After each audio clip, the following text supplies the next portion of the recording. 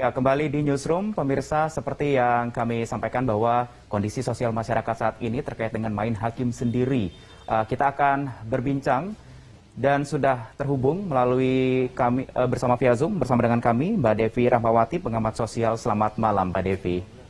Selamat malam, Mas. Ya, Mbak Devi, kita sempat melihat kondisi yang viral begitu ya di media sosial terkait dengan yang terakhir ini adalah seorang lansia yang dihakimi warga yang diteriaki maling begitu. Kalau dari segi pengamat sosial, Mbak Devi, ketika melihat kondisi seperti ini sebenarnya apa sih yang dialami apapun kondisi sosial masyarakat Indonesia saat ini? Ya, pertama kita perlu pahami bahwa ada tiga hal yang mendorong seseorang atau sekelompok orang kemudian terlibat dalam aksi main hakim sendiri. Yaitu saya menyebutnya dengan istilah 3P. Yang pertama adalah pahlawan. Semua orang ingin menjadi pahlawan. Ketika kita mendengar ada teriakan maling, nah kita dengan mudah akan berempati terhadap situasi tersebut dan membayangkan bahwa diri kita yang berada dalam situasi tersebut sehingga kemudian mendorong kita untuk membantu orang yang sedang dalam posisi mengalami kerugian karena kemalingan misalnya. Ditambah karakter masyarakat kita yang memang juga solidaritasnya sangat tinggi. Jadi awalnya pasti bukan karena niat mereka untuk menghabisi orang, tapi lebih karena tadi semangat kepahlawanan tadi. Tapi yang kedua adalah ketika berada dalam kerumunan, maka P yang kedua adalah pelampiasan emosi. Ketika kita bersama-sama lalu melihat orang beraksi melakukan tindakan kekerasan dan ketika bersama-sama identitas kita kemudian menjadi hilang karena kan tidak ada Devi di sana, tapi yang ada adalah sekelompok orang yang beramai-ramai misalnya memukuli orang lain, maka itu kadang-kadang yang kita lakukan adalah kita hanya menyalurkan emosi yang memang sudah ada dalam diri kita lewat orang yang kita pukuli tanpa sebenarnya kita juga ingin menyakiti orang tersebut. Dan P yang terakhir adalah pemahaman atau pengetahuan tentang hukum yang rendah. Orang sering tidak paham bahwa keinginan untuk menjadi pahlawan tapi dilakukan dengan cara yang salah, yaitu bahkan mereka bisa menjadi penjahat karena mereka akhirnya malah membunuh orang lain yang tidak berdosa, mereka tentu yang bisa berpotensi menjadi berurusan dengan aparat. Nah, tiga hal ini sedikitnya yang berkelindan faktor-faktornya yang saling bertemu yang membuat kemudian muncul aksi-aksi yang kita saksikan beberapa saat ini. Ikutan itu bagaimana, Mbak Devi? Karena kalau kita lihat kondisinya begitu ramai-ramai, mau juga nih dengan kondisi yang temperamental begitu, itu bagaimana?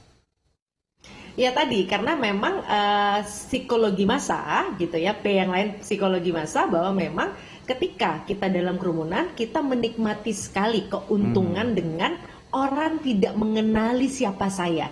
Saya sudah tidak lagi menjadi Devi, tapi saya hanya bagian kecil dari kerumunan besar itu yang membuat saya bisa merubah personalitas saya, kepribadian saya yang tadinya mungkin kalau dilihat secara individu mungkin saya menepuk semut pun saya tidak berani, tapi ketika kemudian saya berada dalam kerumunan, hal-hal yang tidak pernah saya bayangkan sebelumnya atau lakukan sebelumnya dengan mudah kemudian saya lakukan karena toh saya berpikir bahwa tidak ada orang yang melihat saya.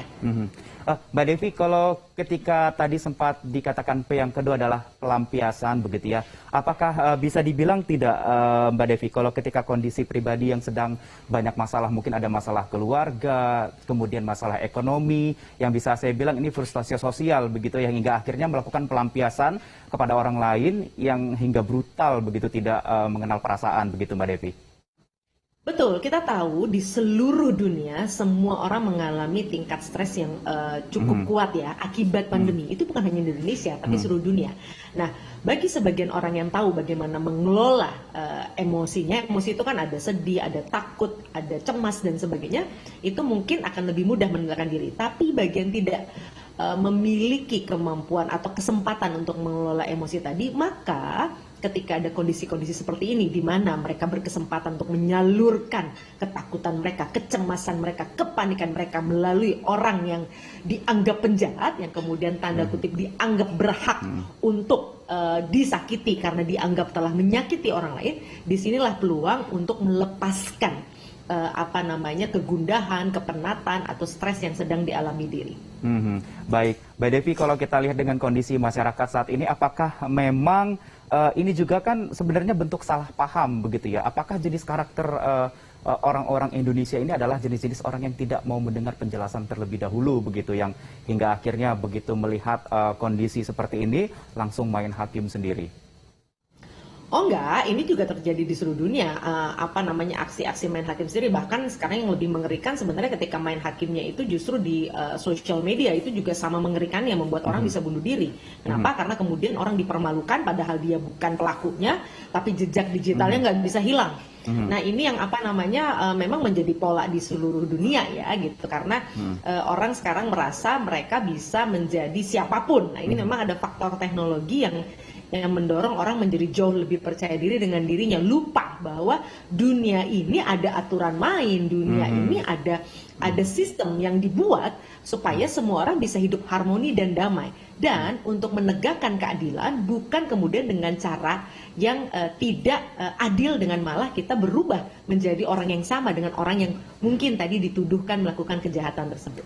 Baik, ini kan kalau kita melihatnya dari sisi sebagai pelaku ataupun masyarakat yang melakukan aksi ini begitu ya Mbak Devi ya. Tapi kan di lain sisi adalah ada korban begitu, yang kita juga harus memperhatikan terkait dengan psikologinya ketika ditinggalkan oleh korban. Ini bagaimana kita melihat kondisi psikologi dari pihak keluarga yang ditinggalkan? Apakah ini nantinya tidak akan berujung seperti dendam gitu? Ya, kita kan punya kearifan sosial ya, di mana kita saling bergotong royong, saling membantu. Mudah-mudahan semangat saling bergotong royong, saling membantu itu kemudian juga muncul di lingkungan orang-orang yang tadi menjadi korban dari aksi kekerasan massa. Jadi besar harapan sebenarnya pihak sosial, artinya lingkungan di sekitar orang-orang yang menjadi korban tersebut, justru membantu merangkul orang yang menjadi salah sasaran tadi.